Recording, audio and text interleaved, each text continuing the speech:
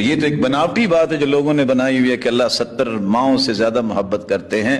70 کا کیا معنی؟ 70 کھر بھی مائیں جمع ہو جائیں تو اللہ ذوالجلال جیسی محبت دے ہی نہیں سکتی، کیونکہ 70 کا تذکرہ ہی نہیں حدیث میں۔ یہ تو اللہ کی رحمت کو بہت چھوٹا بیان کیا جس نے کیا۔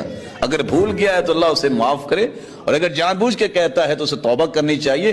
اتنی بڑی محبت، اتنی بڑی رحمت، 100 رحمتیں اللہ نے پیدا کی، ایک رحمت صرف دنیا میں بھیجی ہے، 99 تو اپنے پاس چھپائی ہوئی ہیں۔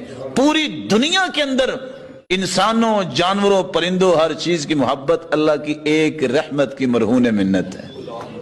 تو 70 کا کیا معنی ہوا؟ اپنے افکار کی درستگی کیا کریں، وہ چیز جو قرآن و حدیث میں آئی ہے اس کو فکر بنائیے، یہی وہ ہے جو اللہ کے ہاں قابل قبول ہے۔ بناوٹی باتوں کی طرف نہیں جانا چاہیے۔